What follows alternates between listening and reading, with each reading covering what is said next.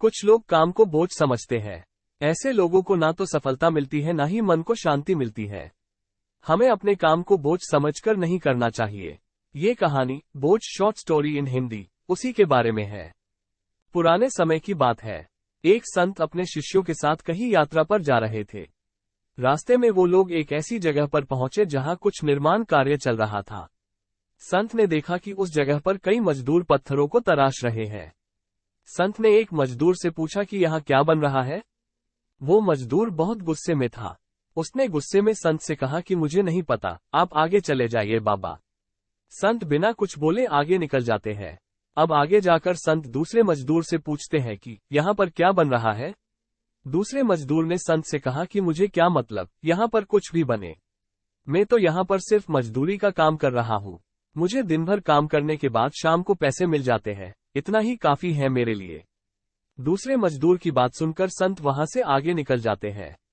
अब संत तीसरे मजदूर के पास पहुंचे और उन्होंने इस तीसरे मजदूर से भी वही प्रश्न पूछा कि यहाँ पर क्या बन रहा है। तीसरे मजदूर ने संत से कहा कि बाबा जी, यहाँ पर मंदिर बन रहा है।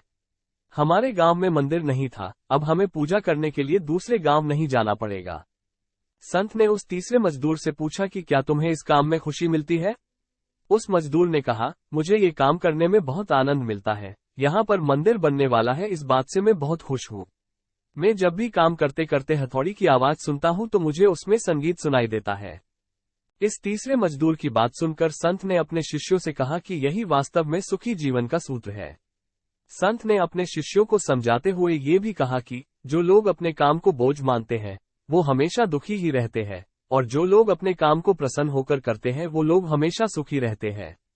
हमें अपना काम शांति के साथ प्रसन्न होकर ही करना चाहिए, तभी हमें उसमें सफलता मिलती है। अगर आपको हमारी स्टोरी बोझ शॉर्ट स्टोरी इन हिंदी अच्छी लगी हो तो अपने दोस्तों के साथ भी शेयर कीजिए और कमेंट में जरूर बताइए कि कैसी लगी हमारी स्टोरी।